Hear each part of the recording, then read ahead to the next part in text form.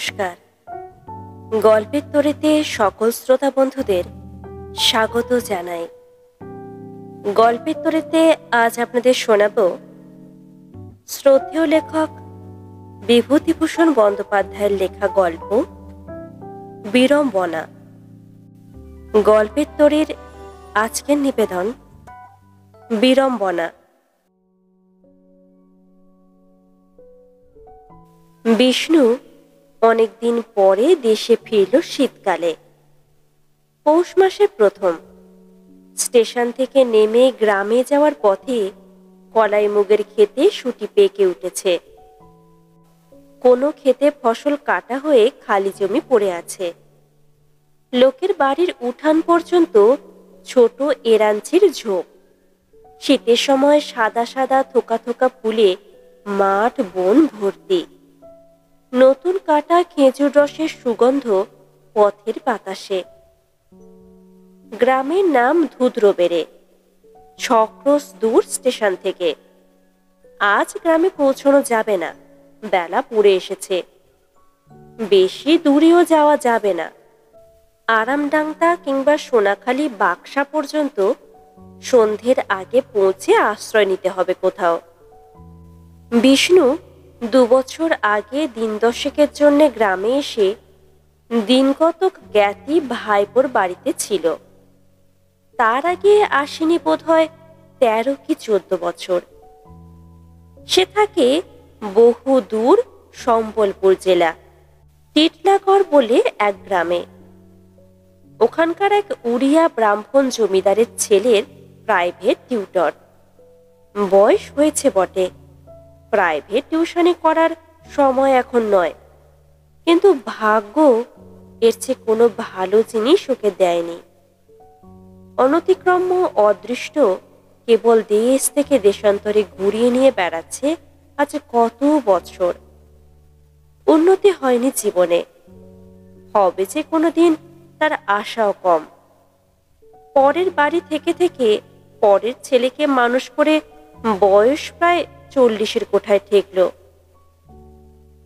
পথে মথুরাপুরের সতীশকলু গরুর গাড়িতে ধানের বস্তার উপর বসে আছে।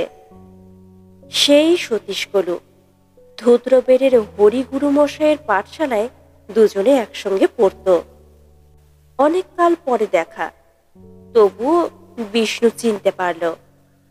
ও সতীশ, ভালো আছো? চিনতে পারো? সতীশের মাথার চুলে পাক ধরেছে, চেহারাখানি বেশ স্থূল ও হিষ্টপুষ্ট। সে ঠাওর করে দেখে বলে উঠল, আরে আমাদের সেই বিষ্ণু না? কোথায় আছো আজকাল? থাকি অনেক দূর, উড়িষ্যায় সম্বলপুর জেলা। সে আবার কোথায়? অনেক দূর, সে তুমি বুঝতে পারবে না। কোন রেলে যেতে হয়?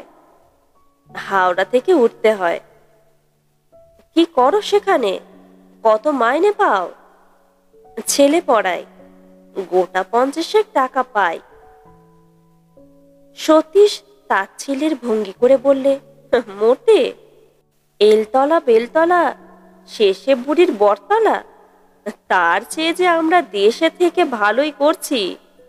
এবার ধানের কাজ করে তোমায় বলতে কি, 4,000 টাকা তোমার মা বাপের আশীর্বাদে।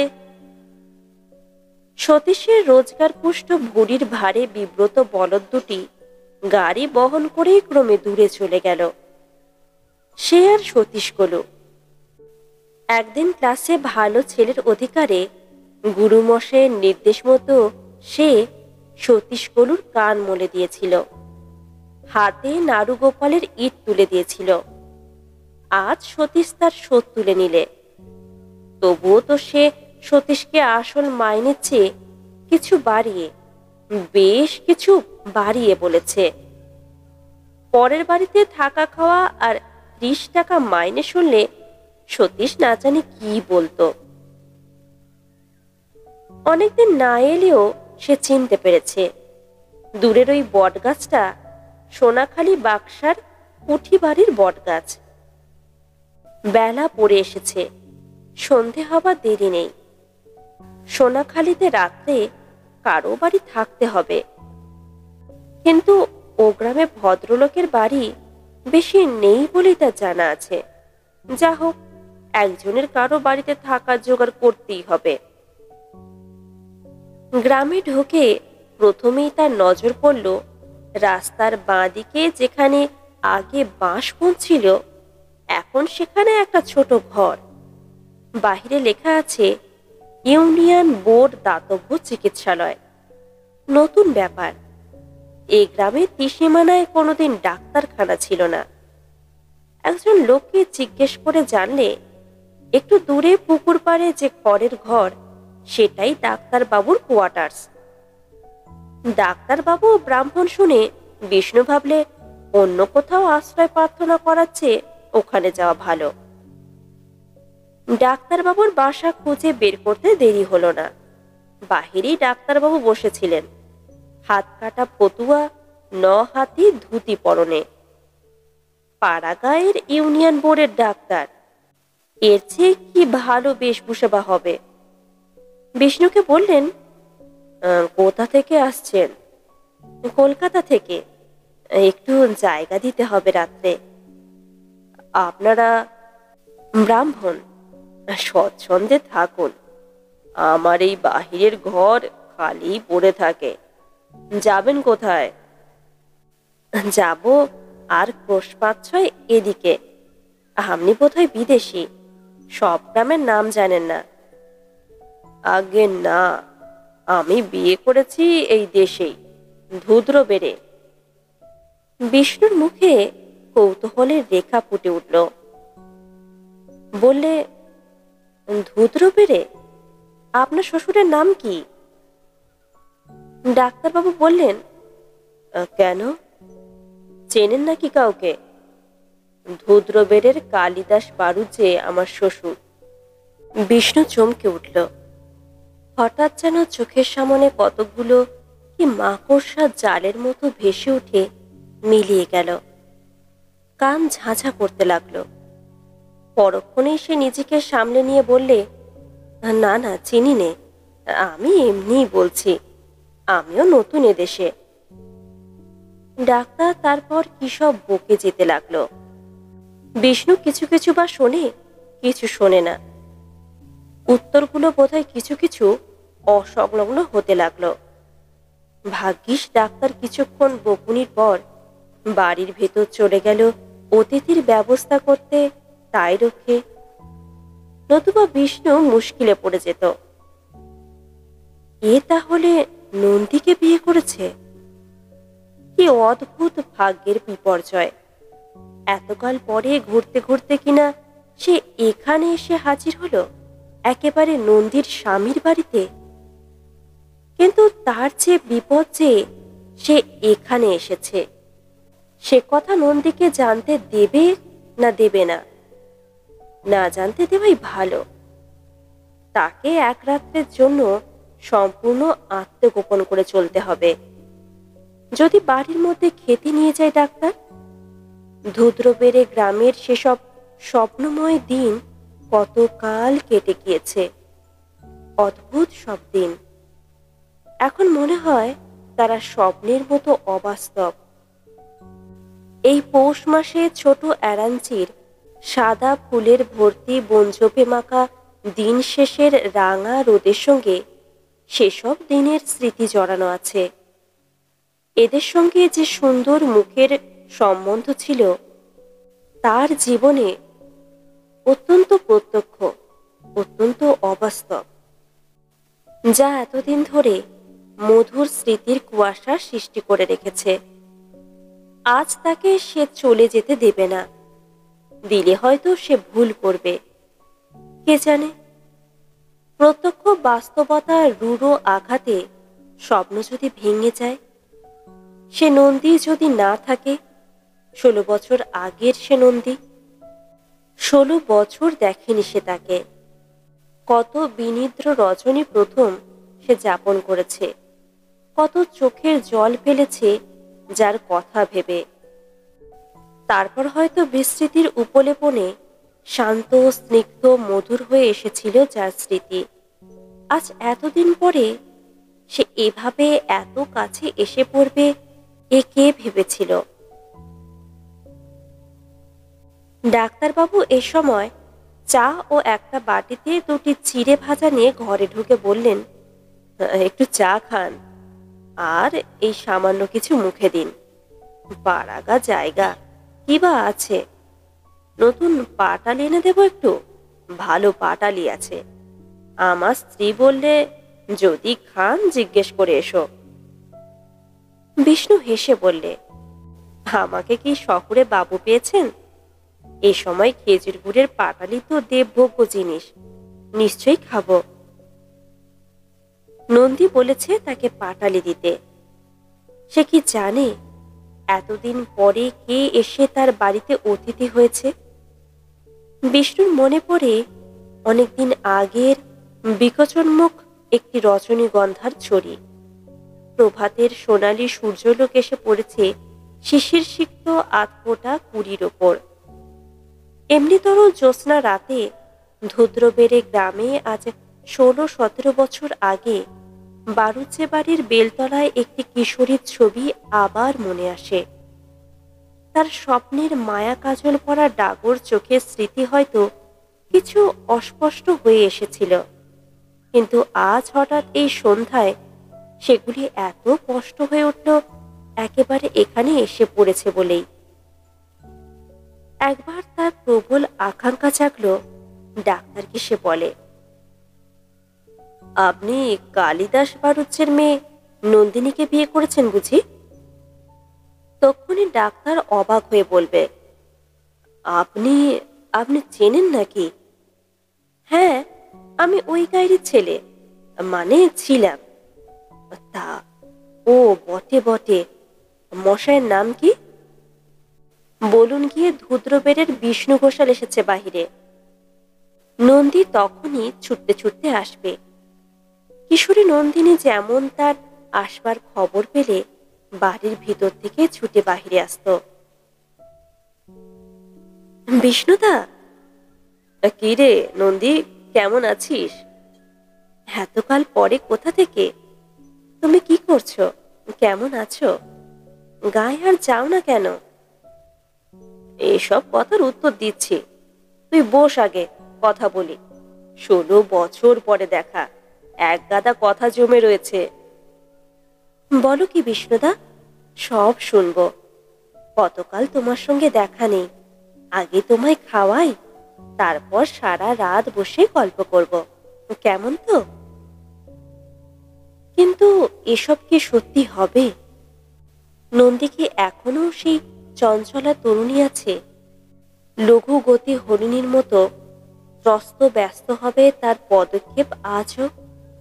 কিংবা নন্দীর মেদভার মন্থর মনে সে ব্যাকুলতা, ক্ষিপ্ততা, সজীবতা আজ যদি না থাকে? ৫-৬টি ছেলে মেয়ের মা মোটাসোটা গিন্নিবান্নি নন্দিনীর মধ্যে সেই বিচক্ষণমুখ রজনীগন্ধাকে যদি খুঁজে না পায়? বিষ্ণু ক্লান্তিতে চোখ বুঝল। ডাক্তার বললে, মশায় ঘুম পাচ্ছে নাকি? বালিশ এনে দেব? না না, এই তো সন্ধেবেলা। রাস্তা হেঁটেছেন কিনা তাই বলছি। না না, ঘুম পাচ্ছে না। তামাক খান? থাক, সেজন্য ব্যস্ত হতে হবে না। আচ্ছা, এ ছোট্ট গা আপনার ভালো লাগে? ডাক্তারবাবু হেসে উঠল। দেখুন দেখি কাণ্ড, ভালো লাগা না লাগার তো কোনো মানেই হয় না। আমি করি চাকরি, পেটের দায়ে বন্দি, ভালো আমাকে লাগাতে হবে। যেখানে ভাত সেখানে শান্তি। তা তো বটেই। আগে ভালো লাগতো না, এখন সয়ে গিয়েছে। যা হোক ২ পয়সা পাই এখানে। আশেপাশের ৮-১০টা গ্রামের লোক আমাকেই ডাকে। ২ টাকা ফি করেছি, আর বর্ষাকালে গরুর গাড়ির ভাড়া। শীতকালে এখন সাইকেলেই যাই।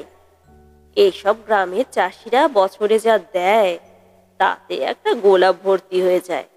খাবার সময় বাড়ির মধ্যে গিয়ে দেখবেন এখন ভালো কি স্বাদে লাগে। স্থূল তৃপ্তিবোধে ডাক্তারের ছোট ছোট চোখ আরও যেন বুঝে ছোট হয়ে আসে। বিষ্ণুর ভালো লাগে না সেটা। এ ধরনের স্থূল অনুভূতির প্রকাশ তার কাছে চিরকালই বিরক্তিকর। অন্য কথা পারবার চেষ্টায় সে বললে, এ জায়গায় ম্যালেরিয়া কেমন? ম্যালেরিয়া খুবই, ম্যালেরিয়ায় লক্ষ্মী আছে বলেই 2 পয়সা যা হোক রোজগার করি। একটি মেয়ে প্রায় বিয়ের বয়সে পা দেবে দেব করছে, সামনের বছর বিয়ে দিতেই হবে। বিষ্ণু নিজের অলক্ষ্যেতে চমকে উঠল। এ কথা সে জিজ্ঞেস করেনি, জানতেও চায়নি। নন্দীর মেয়ে বিবাহযোগ্য হয়ে উঠেছে? কত বয়স হবে? 16-17? না, এইসব পল্লীগ্রামের সমাজে বিবাহের ঊর্ধ্বতম বয়স তো অত নয়। সে ভুলে যাচ্ছে 13-14 বছরের বালিকা হবে বোধহয়। যাক, সে কথায় তার দরকার কি? অন্য কোনো দরকার নয়। নন্দীর বর্তমান চেহারা সে বুঝতে চাইছে তার ছেলে মেয়ের সংখ্যার মধ্যে দিয়ে। এমন সময় বাহিরে থেকে কে ডাকল, ডাক্তার বাবু আছেন? ডাক্তার উঠে বাহিরে গেল। একটু পরে ফিরে এসে বললে, আমাকে যে একবার চাপা বেড়ে যেতে হচ্ছে জরুরি কলে। শক্ত কেস, গরুর গাড়িতে যাবো আসবো, 3-4 ক্রোশ দূর হবে। আমার তো থাকবার জো নেই। ফিরতে শেষ রাত। আপনি রইলেন, আমি বাড়িতে বলে যাচ্ছি, কোনো অসুবিধা হবে না। না না, অসুবিধা কি? শক্ত কেস না হলে রাত্রে যেতাম না। আপনি থাকবেন, বেশ দুজনে গল্প করছিলাম। তাতে কি? তা বলে কলে যাবেন না? কোনো ভাবনা নেই, যান আপনি। আমি যা হয়েছে দুটো খেয়ে নি। আপনাকে এরপরে ওরা খাবার এনে দেবে। এখন বাড়িতে বলে যাচ্ছি। ডাক্তার খানিক পরে সেজে গুজে টেথোস্কোপ নিয়ে গরুর গাড়িতে বার হয়ে চলে গেল। বিষ্ণুর মনের অবস্থা অন্যরকম হয়ে গেল ডাক্তার চলে যাওয়ার সঙ্গে সঙ্গে। নিজেকে সংযত করে রাখা যে এত কঠিন, তা কোনোদিন সে ভেবেছিল? এই বাড়িতে নন্দী থাকে। একবার খবর পেলেই সে ছুটে আসবে। 16 বছর পরে আবার তার সঙ্গে দেখা হবে। এ চিন্তাকে সে প্রাণপণে দমন করে রাখতে চেষ্টা করে। নন্দী তাদের গ্রামের মেয়ে, তার বাল্য সঙ্গিনী। এক বোটায় দুটি ফুলের মতো জীবনে অনেক বছর কাটিয়ে এসেছিল। নন্দীর সঙ্গে তার বিয়ে হতে পারে না এ সে জানত। তারা ঘোষাল, বামুন। নন্দীর বাবা নিকোষ কুলীন। ঘোষাল না হয়ে চাটুজ্জে মুখুজ্জে হলেও বিশেষ কোনো আশা ছিল না তার। তবুও সে চেষ্টা করেছিল। কুমোরপাড়া থেকে হাঁড়ি কিনে সে ফিরেছে নন্দীদের বাড়ির সামনের পথ দিয়ে। ওদের বেড়ার গায়ে নিম গাছটার তলায় নন্দী দাঁড়িয়ে। বিষ্ণুর মনে হলো ও যেন তার জন্যই অপেক্ষা করছে। বিষ্ণু কাছে আসতেই নন্দী এদিক ওদিক তাকিয়ে নিচু সুরে বললে, বিষ্ণুদা, একটা কথা আছে। কি? পিসিমার কাছে ও কথা বলেছ কেন? বাবাকে জানো না? বিষ্ণু চুপ করে রইল।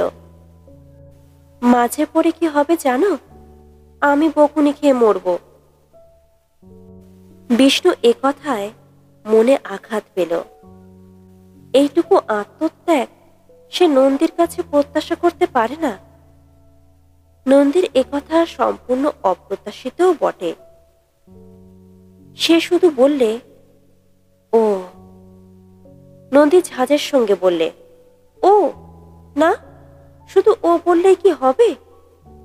এ নিয়ে বাড়িতে অনেক কাণ্ড হয়ে গিয়েছে, তুমি জানো না। আমাকে তো বকুনি খেতেই হচ্ছে তোমার সঙ্গে মিশি বলে।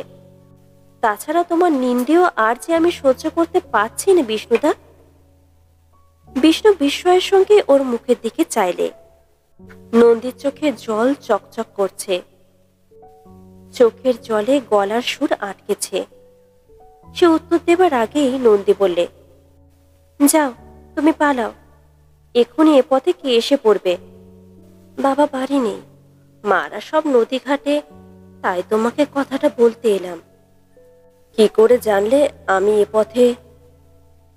ছাদ থেকে দেখি তুমি হাড়ি হাতে আসছো। আচ্ছা চলি, খবরদার কোনো কথা আর যেন। নন্দী মুখের কথা শেষ না করে পিঠের ওপর ঝোলানো লম্বা বেনি দুলিয়ে ছুটে পালালো। কিন্তু বিস্মিত বিষ্ণু কয়েক পা যেতে না যেতে নন্দী আবার ওকে ডেকে বললে, ও বিষ্ণুদা, শোনো একটা কথা। কি রে? শোনো, সরে এসো আরেকটু। কি? তোমার সাহস আছে? কেন? আমায় নিয়ে পালিয়ে যেতে পারো? বিষ্ণু কথাটা ভালো করে যেন বুঝতে পারলে না। ইতস্তত করে বললে, পালিয়ে? কিরকম? তোকে নিয়ে? তা? নন্দী ঘাড় দুলিয়ে বাঁকিয়ে এক অপূর্ব ভঙ্গি করে বললে, বুঝেছি, খুব পুরুষ মানুষ তুমি। সময় নেই, হ্যাঁ কি না জবাব চাই। আমি যা বলবো তুমি তাতে রাজি আছো?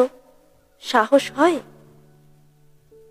তা কেমন করে সম্ভব নন্দী? ও, কেন অসম্ভব শুনি? দূর পাগলি, তা হয় না। হয় না কেন? এ কি ছেলে খেলা নন্দী? কত কথা ভাবতে হবে। টাকা কোথায়, রাখবো কোথা, বাবা মা কি ভাববেন? যেন আমার কিছু ভাববার নেই, আমার বাবা নেই। বুঝতে পেরেছি তোমাদের বিদ্যে। এই তুমি পুরুষ মানুষ? আচ্ছা তুমি যাও। স্তম্ভিত ও হতবুদ্ধি বিষ্ণুকে আর কিছু বলবার অবকাশ না দিয়ে নন্দী এক ছুটে ওদের বাড়ির খিড়কির দোরের মধ্যে গিয়ে ঢুকে পড়ল। নন্দীর সঙ্গে তার আর দেখা হয়নি। কেবল হয়েছিল অতি অল্পক্ষণের জন্যে বিয়ের রাত্রে। কন্যা সম্প্রদান সমাধা হওয়ার সঙ্গে সঙ্গেই বিষ্ণু ওদের বাড়ি থেকে চলে এসেছিল। নিমন্ত্রণ খেতেও বসেনি গ্রামের নিমন্ত্রিত ব্রাহ্মণদের সঙ্গে। বিয়ের পরদিন সকালে নন্দীর ছোট বোন মালতী ওকে পথে দেখে বললে, কাল কোথায় পালালে বিষ্ণুদা? দিদি দুবার তোমাকে ডাকতে পাঠালে। বাসর ঘরে আমায় চুপি চুপি বললে, বিষ্ণুদাকে ডেকে নিয়ে আয়। আমি তোমায় কোথাও দেখতে পেলাম না। বামুন খেতে বসবার সময় দিদি আবার বললে, এইবার নিশ্চয়ই বিষ্ণুদা খেতে বসেছে, বলে আয়। আবার আমি বাহিরে ছুটে এলাম তোমায় ডাকতে, কোথাও দেখলাম না। তুমি কাল খাওনি কেন আমাদের বাড়ি? খাইনি কেন, তোর কাছে এখন কৈফিয়ত দিতে পারিনে, যা। মালতী ঘাড় দুড়িয়ে বললে, আহা, কথা ছিঁড়ি দেখো না, আমি ভালোর জন্য বলতে গেলুম। যা, ভালোর জন্য বলতে হবে না, খুব হয়েছে। বর দেখেছ? একবার এক চমক দেখেছিলাম। ময়দা মাখছিলাম গোয়ালার চালায় আমি আর নটবর। বর দেখি কখন? তোর দিদি চলে গিয়েছে? এই এখন গেল। যাবার সময় দিদি বললে, দেখে আয় বিষ্ণুদা বাহিরে আছে কিনা। আমি মরি ছোটাছুটি করে, একবার ঘর একবার বার। দিদি চোখে জল ফেলছিল তুমি যাওনি বলে, জানো?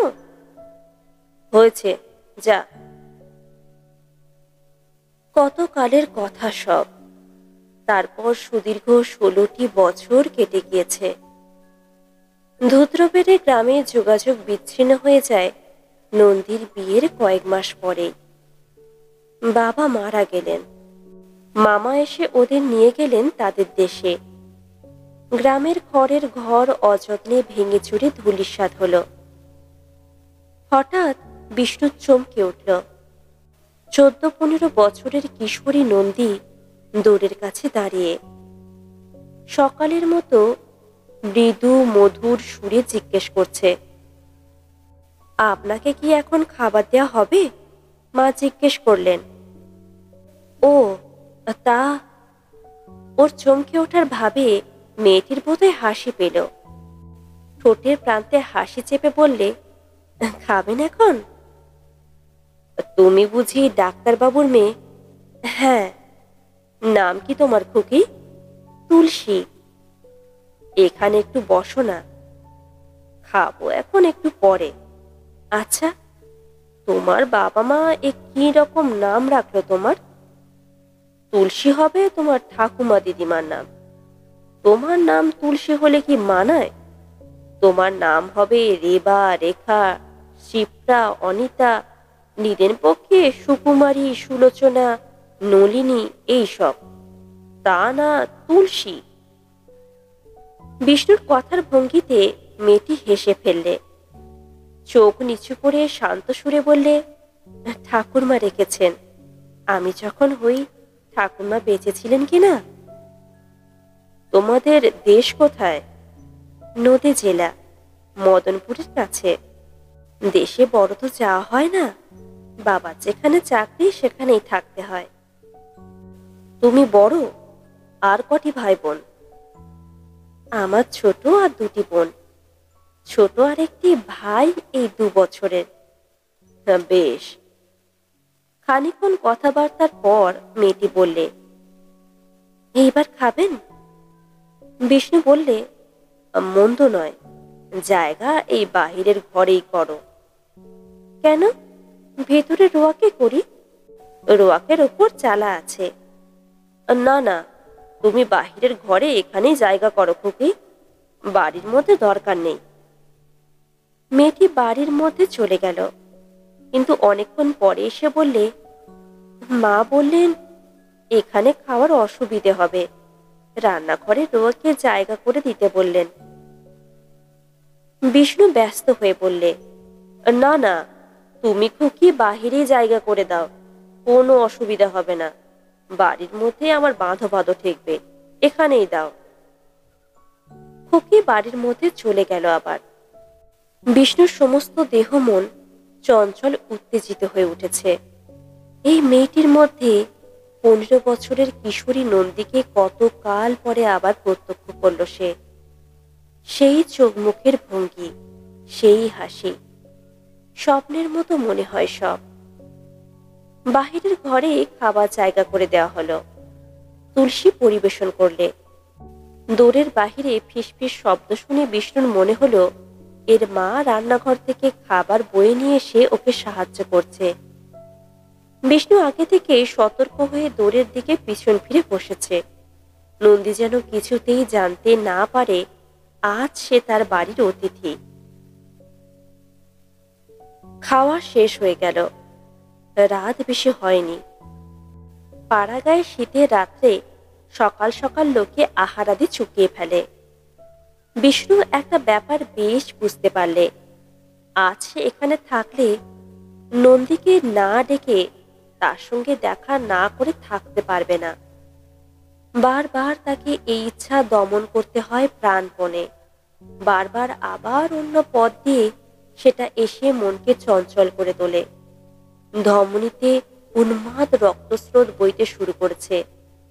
মন বলছে, নন্দীকে ডাকো, জীবনে এমন অবসর আর পাবে না। কতদিন পরে দেখা করবে না। ঘুম অসম্ভব না, সে একটিবার নন্দীকে খবর পাঠাবে। দেখা করতে দোষ কিছুই নেই। তুলসীকে ডেকে খবর পাঠাবে। কিভাবে বলবে, তুলসী, তোমার মামার বাড়ি কোন গ্রামে? ধুদ্রবেড়ে? তোমার মা তাহলে আমার গ্রামেরই মেয়ে। বলকে ধুদ্রবেড়ের শিবনাথ ঘোষালের ছেলে বিষ্ণু ডাকছে, দেখা করবে। না, ওভাবে নয়। তুলসীকে ডেকে কথায় কথায় তাকে শুনিয়ে দেবে যে তার বাড়ি ধুদ্রবেড়ে। এতে তুলসী নিশ্চয়ই বলবে যে তার মামার বাড়িও সেই গ্রামে। ডাক্তারের সঙ্গে এ সম্বন্ধে যে কথা একবার হয়েছিল, তুলসী তার খবর রাখে না। তুলসী তখন তার মায়ের কাছে ঠিক গিয়ে বলবে, বাহিরের ঘরে যিনি এসেছেন তিনি ধুদ্রবেড়ের লোক। নন্দী নিশ্চয়ই বলবে, নাম কি জিজ্ঞেস করে আয়। বাপের বাড়ির গ্রামের লোক সম্বন্ধে নন্দী উদাসীন থাকতে পারবে না। সে বলবে, বল গিয়ে ধূদ্রবেরের শিবনাথ ঘোষালের ইত্যাদি। নন্দী ছুটতে ছুটতে আসবে বাহিরের ঘরে। বিষ্ণু বিছানা থেকে উঠে বসল। উত্তেজিতভাবে কিছুক্ষণ পায়চারি করলে বাহিরের দিকে রুয়াকে। তারপর ডাক দিলে, তুলসী, তুলসী। তুলসী ছুটি এলো বাহিরের ঘরে। বিষ্ণু বললে, ডাক্তারবাবু কখন ফিরবেন খুকি? গলার সুর অনেকটা নিচু করেই সে কথা বলছে অনেকক্ষণ থেকে। তুলসী বললে, তা তো জানি নে, মাকে জিজ্ঞেস করে আসবো। না থাক। হ্যাঁ শোনো, আমি এক্ষুনি চলে যাব। বিশেষ জরুরি কাজ মনে পড়ল। ট্রেন ধরতে হবে গিয়ে। তোমরা বাহিরের দোর বন্ধ করে দাও। তুলসী অবাক হয়ে বললে, এত রাত্রিতে এই শীতে এখন যাবেন কেন? কাল সকালে উঠে। বিষ্ণু ব্যস্তভাবে বললে, না না, আমার খুব জরুরি দরকার।